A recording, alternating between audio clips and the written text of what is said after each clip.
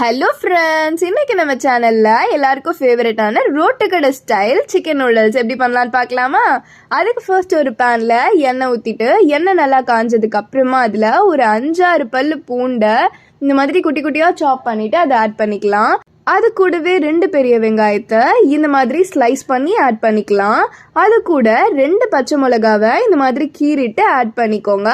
நம்ம சாப் பண்ணி வச்சிருந்த கேபேஜை ஒரு கை அளவு ஆட் பண்ணிக்கலாம். அதை ஒரு 2 வாட்டி சாட் பண்ணதுக்கு அப்புறமா நீங்கள் உப்பு தேவையான அளவு ஆட் பண்ணிக்கோங்க. ஆல்ரெடி நூடுல்ஸ் பாயில் பண்ணும் போதே நீங்கள் உப்பு ஆட் பண்ணுவீங்க. ஸோ இப்போ நீங்கள் அது பேலன்ஸ் ஆகுற மாதிரி அதுக்கேற்ற மாதிரி உப்பு ஆட் பண்ணிக்கோங்க. இப்போ உங்களுக்கு தேவையான அளவு கேப்சிகமை ஸ்லைஸ் பண்ணி இதில் நம்ம ஆட் பண்ணிக்கலாம். அதை ஒரு 2 வாட்டி அப்படியே சாட் பண்ணி விட்டுக்கோங்க.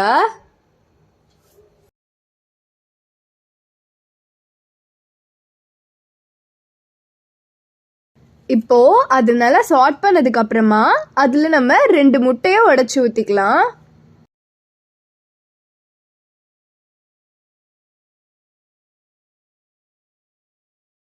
முட்டை உடைச்சு ஊத்துனதுக்கு அப்புறமா அது ஒரு 2 வாட்டி கலந்து விட்டுக்கோங்க. அது ஒரு 2 வாட்டி கலந்து விட்டுட்டு நம்ம ஆல்ரெடி சிக்கன் பீசஸா 65 மாதிரி பண்ணி வச்சுட்டு அது குட்டி குட்டியா பிச்சு வச்சிருக்கோம். அதை நம்ம ஆட் பண்ணிக்கலாம்.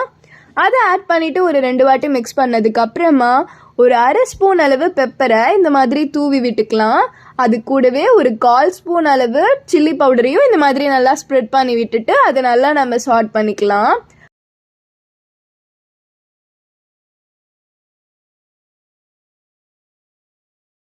அதை நல்லா சாட் பண்ணதுக்கு அப்புறமா நம்ம ஆல்ரெடி பாயில் பண்ணி வச்சிருந்த நூடுல்ஸை இதில் நம்ம ஆட் பண்ணி நூடுல்ஸ் உடஞ்சிராம அதை லைட்டாக கிண்டி விடுங்க. அதை ரொம்ப போட்டு உடைச்சிடக்கூடாது.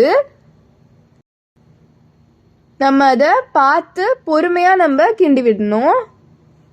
அப்போதான் ரோட்டு கடை ஸ்டைலில் உங்களுக்கு பொலன்னு நூடுல்ஸ் ரெடி ஆகி வரும். இது கூடவே சாஸையும் சர்வ் பண்ணி சாப்பிட்டிங்கன்னா ரோட்டு கடை ஸ்டைலில் இருக்குங்க. அப்படியே இனிமே நீங்கள் ரோட் சைட் போய் தான் இந்த மாதிரி சாப்பிடணும்னு இல்லை, நீங்களும் உங்கள் வீட்டிலேயே இந்த மாதிரி செஞ்சு சாப்பிடலாம். அவ்வளோதாங்க. இதே மாதிரி ரோட்டு கடை ஸ்டைல் சிக்கன் நூடுல்ஸை நீங்களும் உங்கள் வீட்டில் செஞ்சு பார்த்துட்டு எப்படி இருக்குன்னு கமெண்ட் பண்ணுங்க, லைக் பண்ணுங்க, ஷேர் பண்ணுங்க, சப்ஸ்கிரைப் பண்ணுங்க.